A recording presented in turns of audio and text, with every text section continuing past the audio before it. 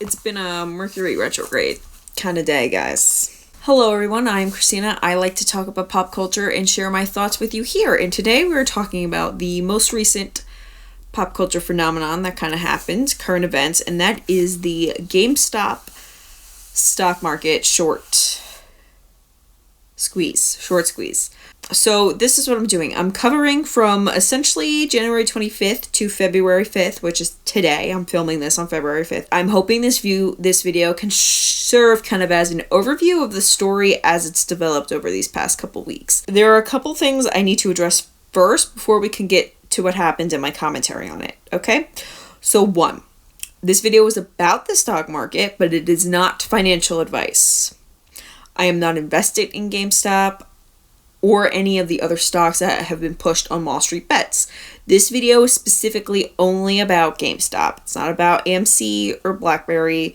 I will mention silver a little bit later in the video, but it will be very brief. That being said, I have been a follower of Wall Street Bets for a very long time because I think that their investment philosophy is very interesting, but ultimately not one that I think is great for my own financial health. Sources for anything I say are in the descriptions down below. The second thing we need to understand before I get into this story and what happened, the stock market has no real effect on the economy. The top 1% of households own over 50% of the market, and then the next 99 to 90% own 34% of the market, meaning the top 10% of households in the United States control 84% of the stock market.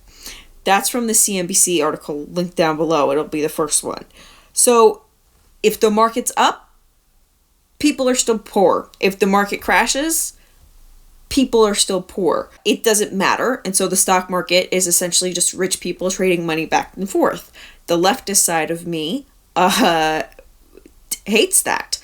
So Wall Street Bets is a subreddit that is filled with retail investors posting about the individual stocks that they invest in. That is the most professional way I can explain that subreddit. However, and this is the key point, right? They treat it like gambling, right? So these are not investments. These are gambles that they're making. To them, buying a share of anything is like putting it all on black in Vegas. I will put just a straight link to the sub in the description so you can check it out, but I do have to give trigger warnings for slurs, specifically the R slur. If you are from Wall Street Bets, I encourage you guys to maybe think about using different terminology, especially now that you're so massive and big, right? On Wall Street Bets, they mostly use the app Robinhood to trade individual stocks, and they usually they post massive losses until GameStop. The other thing I want to note too, Wall Street Bets is not an inherently political sub, right? It's just about placing bets in the stock market, right? If you go far enough back in their post history, you're going to see what seems like pro-Trump post, right? But I would not argue that these people are pro-Trump. It's because Trump would tweet and the stock market would go up and down based on those tweets. So if you were trying to make a bet and make it really big, tracking what that president tweeted was a way to do that. And so you'll see lots of stuff, but it is not inherently political. Personally, I'm not a gambler, so I don't usually make investments based on the information in that sub. I'm kind of a third-party observer that knows what's going on and also knows the correct ways to talk about what happened. I'm also more of Astro GF than Finance BF, so... But I follow them because they're right. Wall Street is just Vegas. It is just gambling. In general, it's just gambling. That's what it is, to me. You can come into my comment section and you can say, no, It's just gambling. And you can't convince me otherwise. Especially for something like Tesla, right? Like, this is just going to be me bashing on Elon Musk right now. What's my favorite pastime? Elon Musk is another one, right, where he tweets and it affects the price of his stock, right? Why would I ever be comfortable investing in a company like that, right? I don't know what the future of that company is. That man's insane. I don't really trust capitalism. Next thing, this is point 5. I don't know if I've been numbering these points, but this is point 5 before we get into the actual story. My primary source for this video is Wall Street Bets. Post it in Wall Street Bets between January 25th and February 4th, with exceptions as needed, especially describing who the key players are. Some of these posts are going to have to come from before those dates and from articles that are outside of Wall Street Bets.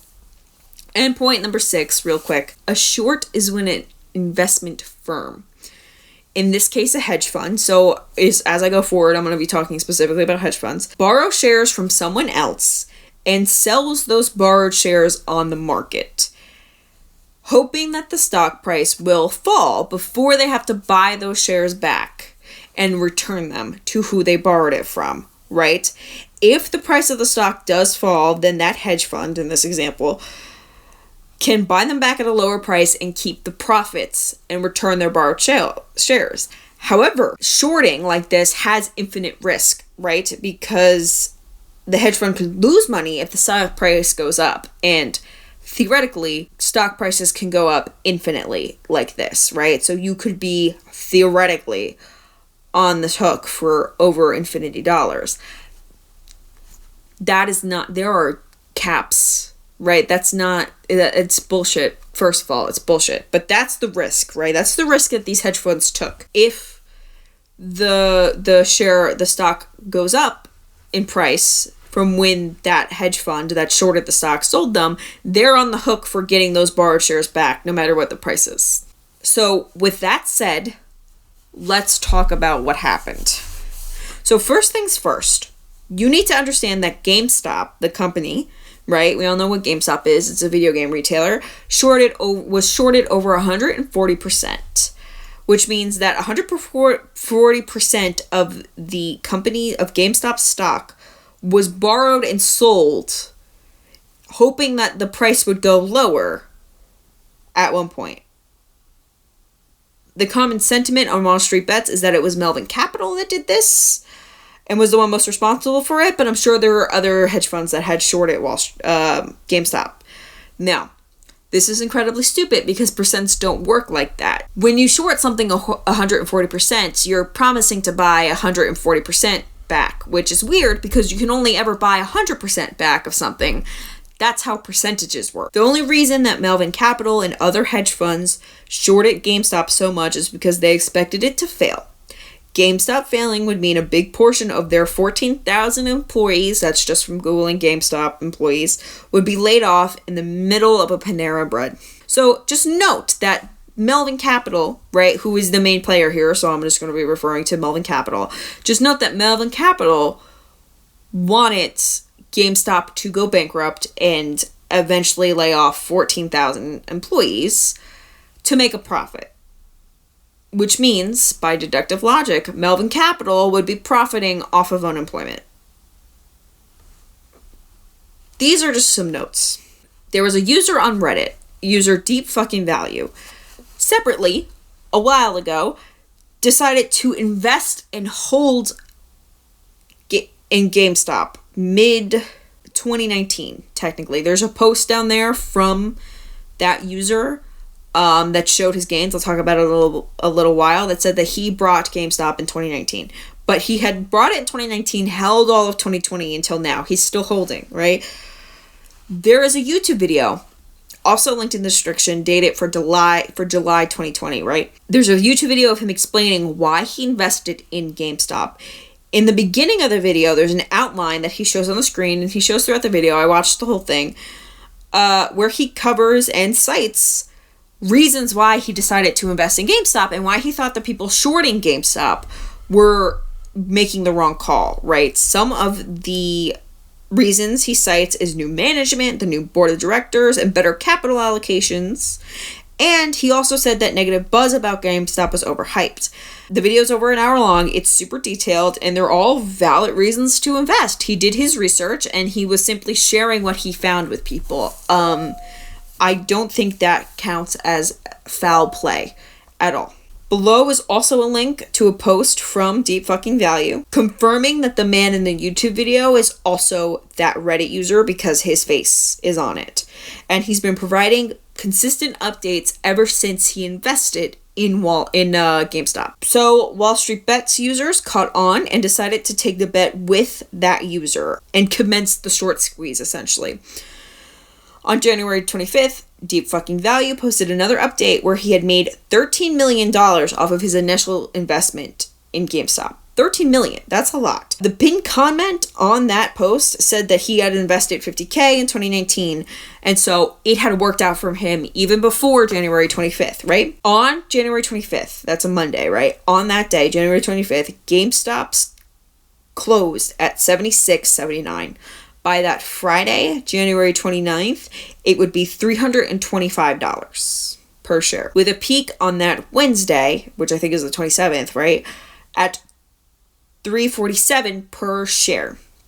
This was mostly driven by Wall Street Bets retail investors buying GameStop with their individual Robinhood accounts using their own funding, their own savings, investment money, whatever, right? I do want to note that at some point on that Wednesday, it did leak over onto Twitter and other social media accounts. So I do suspect that there were other people other than just Wall Street Bets users investing into GameStop individually. And now at this point, there are probably other hedge funds and investment firms jumping on it. And instead of shorting GameStop, buying GameStop because they saw the chance to profit. So back to Monday the 25th. Citron LLC and Point72 Asset Management invested $2.75 billion into Melvin Capital to help them cover their shorts of GameStop. But even then, the stock would still surge, right? And by the end of January, right, Melvin Capital would lose and has lost, because it's February now, so Melvin Capital has lost over 53% of its value in January. Point72 lost 10% and also needed its own capital infusion. And Citron lost 3%. So this is something that really hit them where it hurt and they weren't really expecting because they lost a shit ton of money. And you need to understand, even though I'm saying it in percentages, like 10% of $1 billion is 100 million.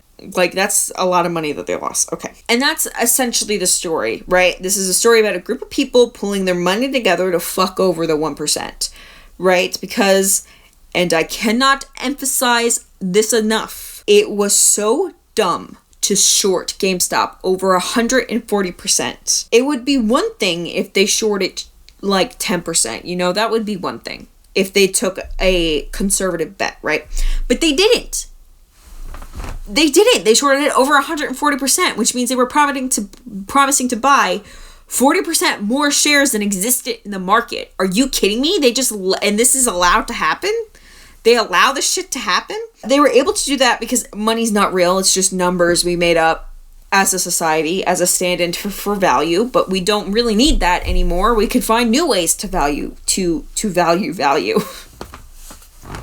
Sorry, I got really theoretical. We can find new ways to assign worth to value. It doesn't have to be money in the stock market anymore, right? Like, we can just make up a new way, guys, right now. Just make one up. These investment firms, these people, right? They learned nothing from the crash in 2008. Not a damn thing, right? And they just don't care at all, period. It's a game to them. Again, it's gambling. The stock market is gambling between rich people. That's what they did here. They made a crazy gamble and they lost money and now they're crying foul. And this is also a really good time to say that I think shorting should be illegal. Like, it should be illegal to short a company that much, especially because if you're shorting a company that much, you are wanting them to lay off workers. You're wanting them to harm the economy. Shorting harms the economy.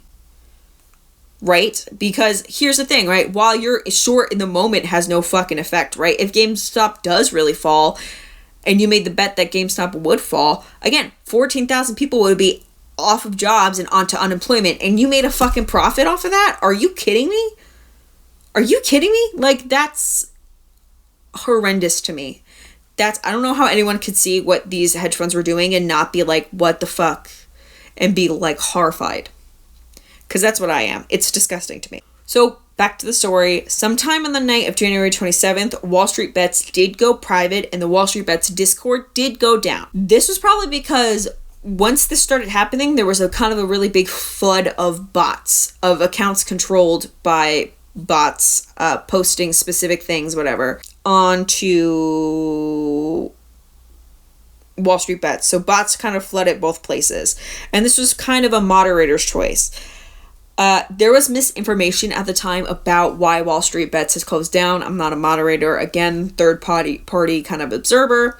This was a moderator's choice. Reddit didn't take them down. I don't think Discord took them down either. And it was back up the next day. But that day, on Thursday, January 28th, Robinhood, the app that most of these people use to trade on, restricted the buying of both GameStop and AMC, which again, I'm not covering in this video, but it's a similar situation. So you could only close your positions, which means that you could only sell the stocks that you had. You could not buy more all day while the market was open on Thursday, January 28th. You could not buy more GameStop on Robinhood and other apps like Robinhood, right? They weren't the only ones that closed down, and they should all be investigated. There are a couple issues with this because the move probably contributed to GameStop falling that day, right? And probably cost a lot of the individual retail investors that use Robinhood primarily to trade stocks back and forth like that, probably caused them to lose some money on that day. And it really only affected retail investors who rely on apps like this to trade, and not the hedge funds who do not rely on apps like Robinhood to trade and have their own ways of trading. So it doesn't look too great on Robinhood here. It literally looks like they restricted trading to stop retail investors from trading more of this stock. Robinhood is going to say that they didn't meet the liquidity requirements for the massive amount of trading that was going on, and that this was to really save their ass so that they didn't do anything that was illegal or that they couldn't do or continue to disappoint more people. I do not know how far that's going to fly. I should note here also Citron. So Citron LLC, which had bailed out Melvin Capital, is also invested in Robinhood. That's just a statement of truth. Robinhood opened up literally trading the next day. If this was truly a free market, that wouldn't have happened. If it was truly a free market, Robinhood would not have needed to limit the buying of GameStop shares on its platform. The users of Wall Street Bets on that day were not happy, and there are class action suits filed against Robinhood.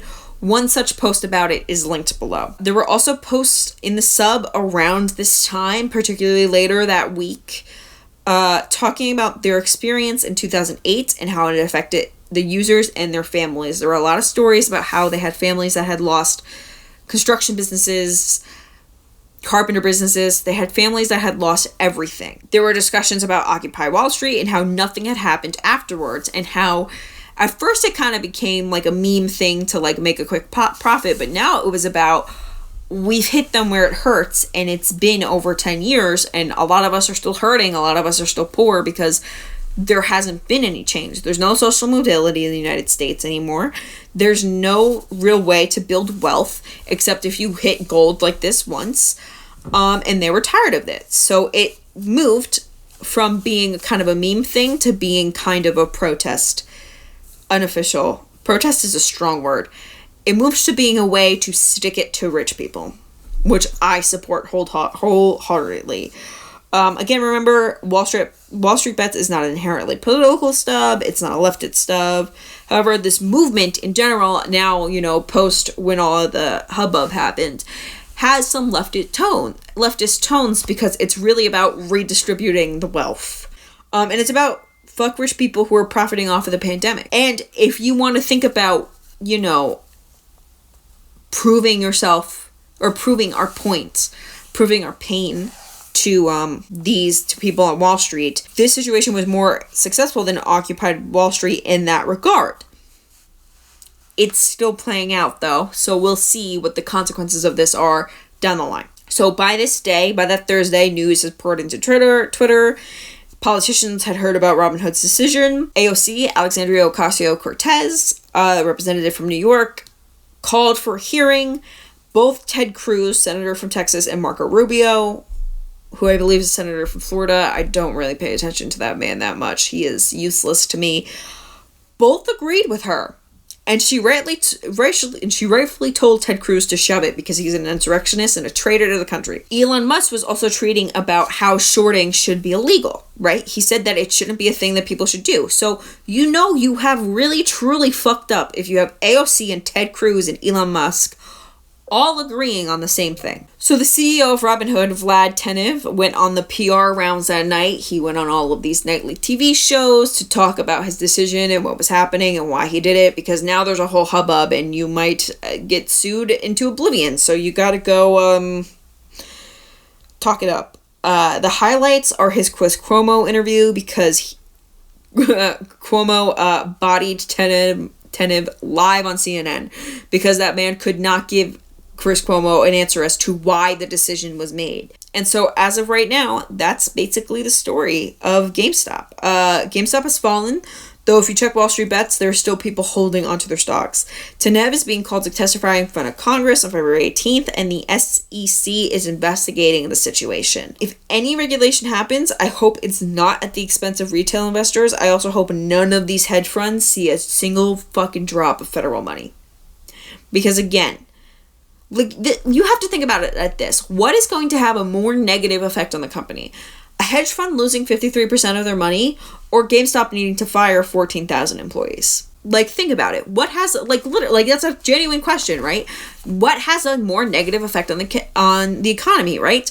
14,000 people not having a job anymore, or a hedge fund falling? It's very obvious to me that it would be the 14,000 people not having a job anymore, especially in a pandemic. I know I've said this point 3 times now, but I really need to emphasize how much that this hedge fund wanted to profit off of people losing their jobs. That's what it is. That's what's happening. We need to, I know that, it's very easy, because I even said it in the beginning of the video. I'm about to contradict myself, right? I like to think about these videos as live philosophy, so sometimes I come to realizations as I'm talking this out. I know I said in the beginning of the video, that the stock market has no real effect on the economy, and that is still true in that it really only affects rich people, right? But sometimes rich people will bet on companies falling, and if a company does actually fall, right, that does affect the economy, right? If GameStop goes bankrupt, that does affect the economy, because again, now there are 14,000 people without jobs. So again, these people at Melvin Capital wanted to profit off of 14,000 people not having jobs, right? And that profit doesn't affect the economy at all, right? Whereas Melvin Capital losing money, right, that also doesn't affect the economy after all, because it's not like we see that money, right? I mean, I guess we kind of do, because a lot of people made money on this, but they lost 53% of their value in January, and are going to be spending all year kind of clawing it. They're going to be spending all year clawing back up, possibly more than that. And meanwhile, GameStop employees just get to keep working at GameStop. So there isn't really going to be a whole ton of positive effect on the economy, even though that hedge fund lost money. If that hedge fund collapsed, there also wouldn't be that big of a effect on the economy, because those people there, the investors there, would just go to a different hedge fund or bank or something. The only thing the SEC might do, they might come down on bot activity and Robinhood. I hope they look at shorting. I don't think they're going to look at shorting. And that's it. I mean, yeah, looking at robots and how they affect the internet and how they affect Americans, because this is happening in America, but even everywhere, right? Every country should probably do their own investigation into bots on the internet. That can only come to some sort of conclusion about how it works. So, and for now, a quick note on silver. No one on Wall Street Bets has promoted silver. You might hear CNBC or other people say, oh, silver is the next GameStop. They're going after silver now. Silver did not originate. The silver conversation did not originate in Wall Street Bets. Since this is a video about Wall Street Bets and GameStop, that's all I'm saying on silver. I don't know where it came from. I don't know if it was planted. I know nothing about it. But it did not come from Wall Street Bets. I can tell you that for sure. There were posts there saying that silver was not from us. So the lesson here is that hedge funds are stupid. And when you play stupid games, Sometimes you win stupid prizes. I know rich people are not used to ever losing ever because they can just pay their way out of every game. But, it was kind of nice that they lost this time. So that's the video. This is really short and hopefully really easy to edit because I'm trying to get this up on Monday, which is only, a few days away from today. So, yes, thank you for watching. My socials the sources are in the description. My social media is in the description. I have finally started posting on TikTok. I filmed like 5 today that I'll be posting or have posted already. And I will be over there doing mini pop culture, talking about pop culture. Just more of what I do here, but in mini 1-minute clips. So you can give me a follow over there. My Instagram is down there too. I still don't know if it's even worth it to pursue Instagram because it's such a different beast and they really want you to spend all of your time on Instagram, and I'm not doing that because I enjoy doing this much more. Thank you so much for watching. I will see you next week.